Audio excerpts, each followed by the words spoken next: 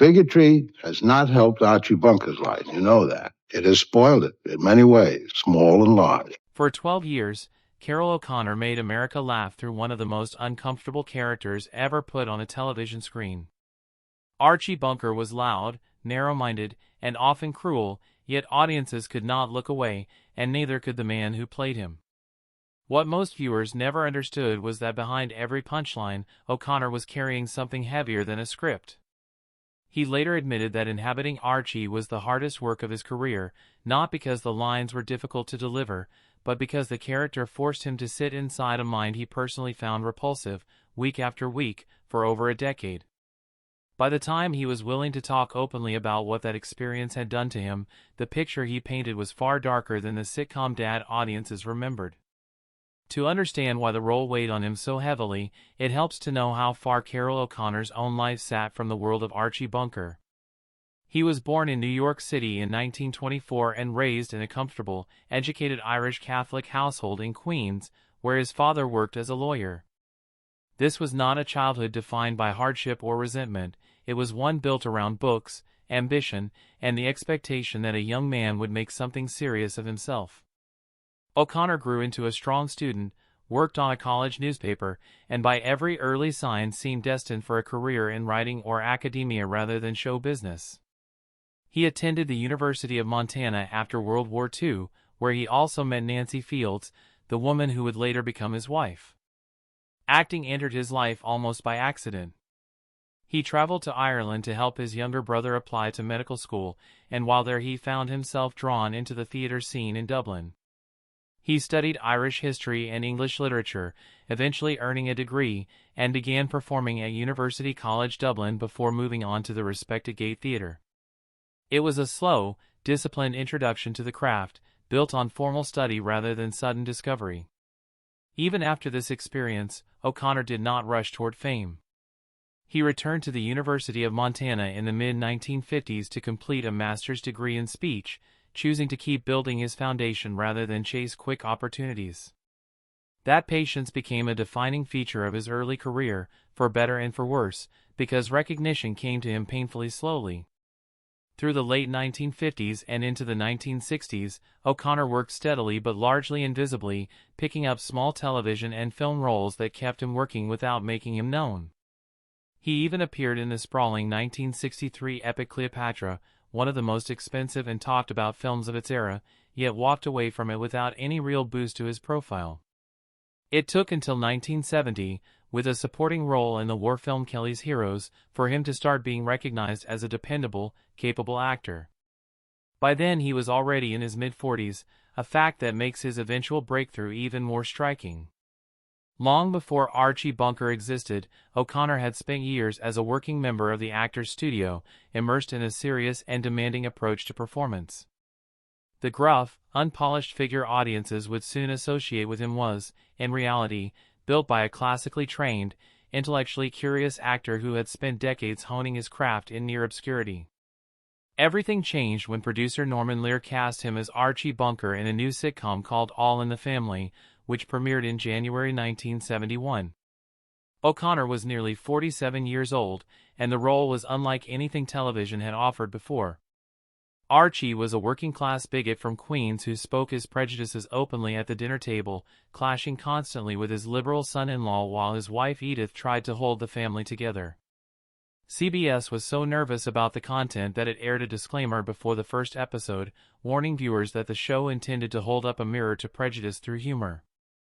That caution turned out to be well-founded, because the show ignited fierce, immediate controversy and became appointment viewing almost overnight. Within its first year it rose to the #1 spot in the ratings, a position it would hold for 5 consecutive seasons, drawing audiences estimated in the tens of millions each week. O'Connor understood from the very beginning what kind of risk he was taking. He was, by his own description, a politically liberal, well-read, and deeply humane man who despised everything Archie represented. He worried openly that playing a bigot without nuance could make him look like he was endorsing bigotry, or worse, that audiences might embrace Archie's views instead of recognizing them as flawed. To guard against that, he insisted the character be written with real psychological depth rather than as a cartoon. He wanted Archie to feel like someone audiences might actually recognize from their own families, a man shaped by fear and ignorance rather than simple cruelty. That insistence led O'Connor to develop a private backstory for Archie, imagining a childhood dominated by an abusive, bigoted father who had passed prejudice down as though it were ordinary wisdom. In O'Connor's reading of the character, Archie was incapable of real joy because that inherited poison had settled into every part of his life. Carrying that emotional interpretation, week after week, meant O'Connor had to keep returning to a well of imagined pain that never really went away between episodes. That commitment made the show more powerful, but it also made the job exhausting in a way few sitcoms ever demanded of their stars. O'Connor later explained that he never liked planning his reactions ahead of time, preferring instead to let the emotion arrive honestly in the moment, which meant staying immersed in Archie's mindset for as long as the cameras were rolling. Audiences, meanwhile, reacted to the character in wildly different ways. Some viewers, particularly those with more conservative leanings, heard Archie say things they privately believed and felt validated rather than challenged. Others saw exactly what O'Connor and Lear intended, a man whose worldview was being exposed and gently dismantled through comedy. That split reaction unsettled O'Connor at times, because it meant a portion of his audience was missing the point of the very performance he had fought so hard to shape responsibly. The tension behind the camera matched the tension the show explored on screen. O'Connor and Norman Lear clashed repeatedly over scripts, creative direction, and money, and their disagreements were serious enough to occasionally threaten the production itself.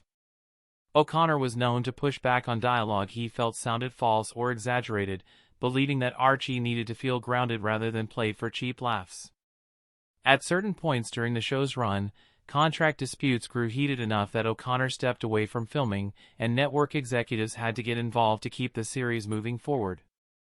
These were not minor creative disagreements between colleagues who mostly agreed. They were genuine power struggles between two strong-willed men who each believed they understood the character and the show better than the other. Years later, Lear would describe their partnership in complicated terms, acknowledging just how difficult and demanding their collaboration had been, even as it produced one of the most successful shows in television history. When All in the Family ended in 1979, the character did not simply disappear from O'Connor's life. CBS moved quickly to develop a spin-off called Archie Bunker's Place, which ran from 1979 to 1983 and shifted Archie from his living room chair into life as a bar owner. The transition created an immediate crisis, because Jean Stapleton, who had played Edith for nearly a decade, decided she did not want to continue playing the role.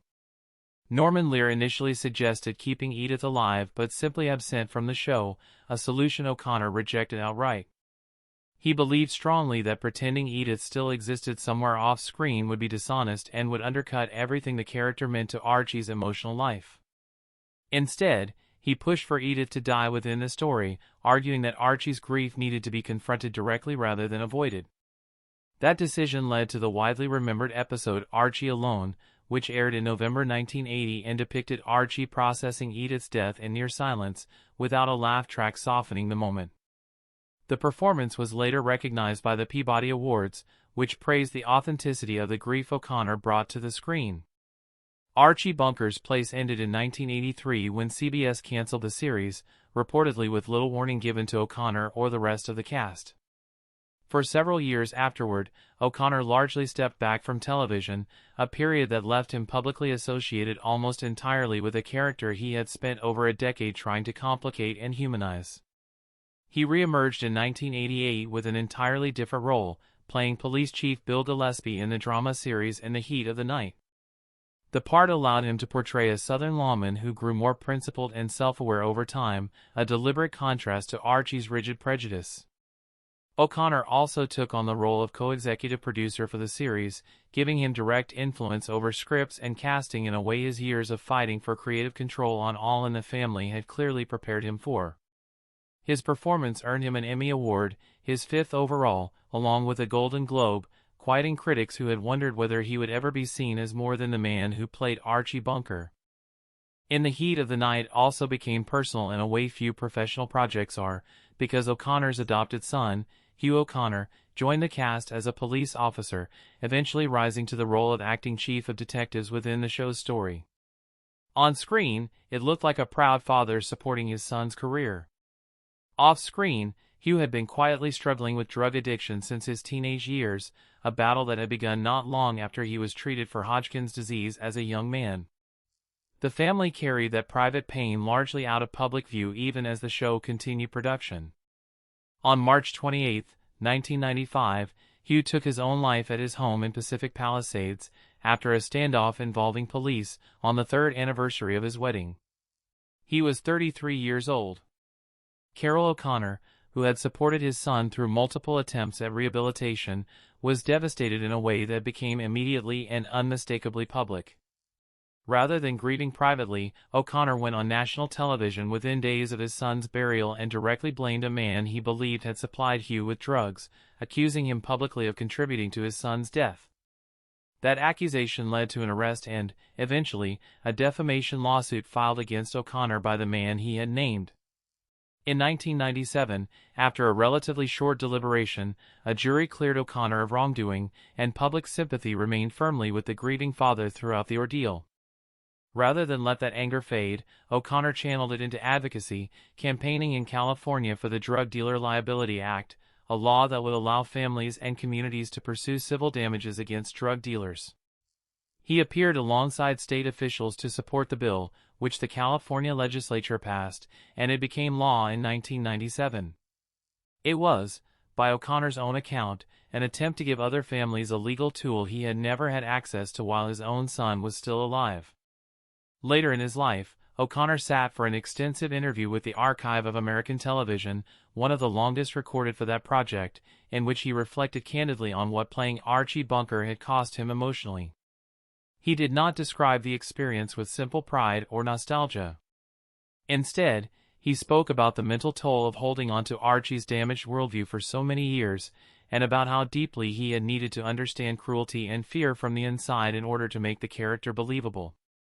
He returned again to his belief that Archie had inherited his prejudice from an abusive father, and that reflection seemed to push him toward thinking more broadly about how damage and belief pass silently from one generation to the next. For O'Connor, Archie had never been just a role to walk away from at the end of a workday. It had become something closer to an uncomfortable mirror, one that stayed with him long after the cameras stopped rolling. His relationship with Norman Lear, so combative for so many years, eventually softened as well.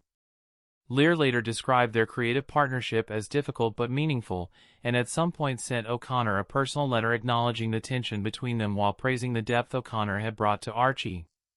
That letter reportedly remained on O'Connor's desk for the rest of his life, a quiet symbol of a professional rivalry that had, in the end, produced mutual respect. Carroll O'Connor died in 2001, remembered publicly as the actor who gave America one of its most complicated television characters, but privately as a man who had spent 12 years wrestling with a role that asked him to understand hatred well enough to portray it honestly, and who never fully set that burden down.